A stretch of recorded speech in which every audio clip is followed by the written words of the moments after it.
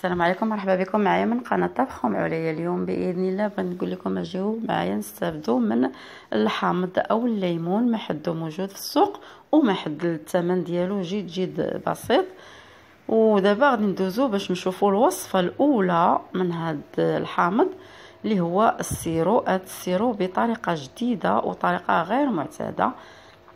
عندنا هنايا تقريبا ما بين ربعة ونصف حتى 400 غرام. من الاحسن نعملوا 400 غرام ديال السكر الخشن. غادي نعصروا الحامض وغادي ناخذوا منه 250 غرام ديال الحامض. غادي ناخذوا برتقاله غادي نعصروها حتى هي تقريبا غادي تعطينا كاس مع مرش تبارك الله الليمون او البرتقال الماء موجود فيه. وعندنا نصف لتر ماء ولوزيس ديال 2 حامضات. هنا غادي ناخذوا لا كاسرول غادي نعملوا ديك 400 غرام ديال سنيده.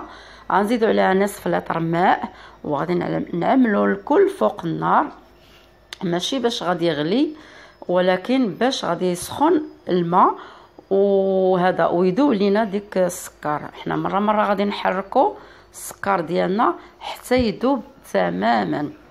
المهم لا كاسرول فوق البوطه وحنا كنحركوا. بالنسبه للحامض كي قلت لكم نعصروا الحامض وناخذوا منه رابعه وما نصفيوهاش نخليوها غير هكاك عادي. من كيما نعصروا الحامض نزيدوا على الماء والسكر اللي كيسخنوا. من بعد غادي ما يسخن لينا هذا الخليط غادي نزيدوا الحامض العصير الحامض، غادي نزيدوا البرتقاله المعصوره وغادي نزيدوا لوزيس ديال الحامض ونزيدوا ساشيه ديال الفاني. من بعد ما غنزيدوا جميع المكونات انا باقا كنتسنى صافي ها هو السكر ديالنا داب. غادي نزيدوا المكونات الاخرى الحامض البرتقال لوزيس ديال الحامض اللي هما 2 حامضات كبار حكيناهم خدينا لوزيس. ناخذوا غير القشره الصفراء ما ناخذوش ديك البيضه غادي تمرر لينا. ونزيدوا واحد الفانيلا صافي وغادي نغطيو لا كاسرول ديالنا غنخليوها غير على جنب هنا قدامنا فوق البوطاجي. حنا خدامين في الشغال ديالنا وحنا مره غنحيدوا الغطاء وغادي نحركوا. سنيده راه هي دايبه حنا كنحركوا غير باش ينسجموا العناصر مع بعضياتهم. اما بالنسبه للوقت ما غنعطيكمش وقت محدد، يقدر يكون ساعه ساعتين المهم كل ما خلينا المهم ما غاديش يبات. هاد المكونات ديالنا ما غاديش يباتوا. المهم 3 سوايع حتى 4 سوايع. المهم خليهم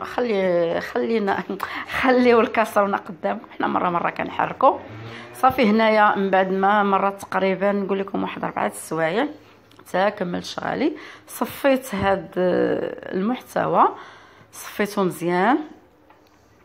دابا غادي نوريكم واحد الطريقه او واحد الفكره، نعطيكم واحد الفكره قبل ما نجمدوا هاد السيرو ديالنا.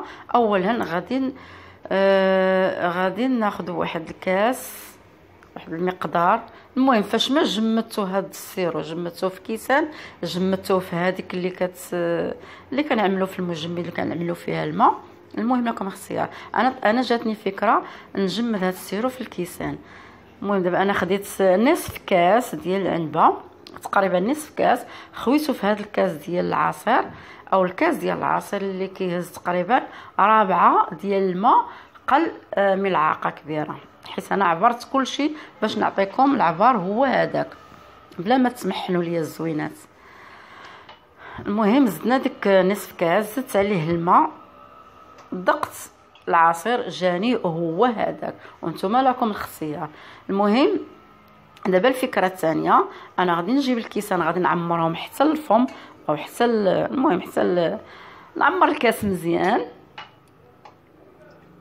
هنا غادي يخرج لي 6 كيسان من غير هاد السابع هذا اللي عملت قدامكم. فرقتو على هاد 2 كيسان باش عطاني تقريبا نص لتر ديال العصير. هنا انا غادي نعمر الكيسان مزيان صافي. هنا عمرت الكيسان ها هما كتشوفوا معايا. عطاني هذا السيرو هذا 6 ديال الكيسان. انا غادي ندخلهم المجمد حتى يجمدوا مزيان. كي كنعرفوا السيرو السيرو اصلا غير كيشد في راسو ما كيجمدش. هاد الشيء اللي شاطلينا على داك الشيء اللي صفينا غادي نخزنوه في الكونجيلاتور، حتى نزيدوه في شي كيكه او شي قرص او المهم. صافي هذا هو العصير اللي حصلنا عليه. دابا غادي ندخلوا السيرو ديالنا للمجمد او الكونجيلاتور حتى يتجمدوا. هنا من بعد ما تجمد السيرو انا خليت لكم هنا واحد الكاس باش نوريكم كيفاش هذا المحتوى كيهبط بسهوله، ماشي شي حاجه صعيبه. انا هنا هاد الكيسان باتوا ليله كامله، غير ما تخليهمش يباتوا بزاف حيت الزاج الا بات بزاف راه يقدر يطرطق، الله يستر. المهم هانتوما كتشوفوا معايا بسهوله كينزل. ثالث فكره هو انني غادي نقسم على زوج. كيشتو معايا النوبه الاولى قلت لكم نصف كاس، نصف كاس هو هذاك نصف كاس اللي درنا هنا. انا ديجا عامله الاولين، خليت لكم غير هذا الكاس باش نوريكم. صافي من بعد ما عملنا الكل في الساشي الغذائي او بلاستيك الغذائي، انا كنحاول نخرج منه ديك الهواء. صافي ونسدو مزيان وندخلو المجمد حتى نبغيه. ودابا غندوزو باش نشوفو الوصفه الثانيه. الوصفه الثانيه اللي هي عباره عن العصير ديال ليمونه وحامضه او برتقاله وحامضه، راها معروفه وزيدون انايا حاطاها على القناه، ولكن دابا انا غادي نوريكم. دابا غادي نحط هادشي على جنب وغادي ندوز باش نوريكم العصير. ماشي هذا، لا ماشي عصير، هذا كيجي على شكل مناضه او لا ليموناد. زوج حامضات كبارات او متوسطات غادي ندخلوهم للمجمد حتى يتجمدوا مزيان، وغادي نقيوهم، غادي نحيدوا القشور وغادي نزيدوا نحيدوا حتى ديك الجلفه البيضاء ونقسموهم مزيان. الا كان فيهم شي عظم ولا شي حاجه نحيدوهم البذور، ونزيدوا عليهم لتر ماء ونزيدوا عليهم كاس ديال السكر. صافي غادي نخلطوهم مزيان، غادي نضربوهم مزيان في الخلاط، نصفيهم مزيان صافي ونخليهم في الثلاجه. دابا غادي ندوز باش نعمل معكم هاد العصير هذا اللي هو معروف.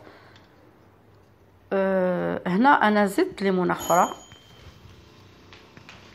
زدت ليمونه اخرى حيت عندي هنايا الحامضه كبيره بزاف.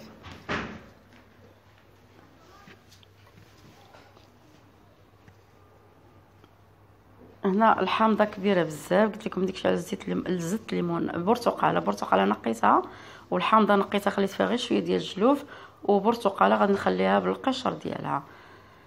هنا هذا العصير هذا فاش حطيت لا فيديو ديالو وحطيته في الفيسبوك، جاوني واحد التعليقات كيقولوا بان هذا العصير هذا كيجي غير الماء والزغاريت كي كنقولوا حنايا.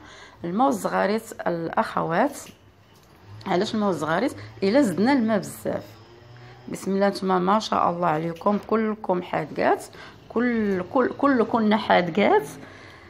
الماء غادي نخليوه هو اخر مرحله. هنا غنزيدوا غير الماء باش غادي نطحنوا العصير ديالنا، ونزيدوا السكر تقريبا كياخذ لنا 4.5 اولا 500 غرام، المهم على حسب الذوق ديالكم.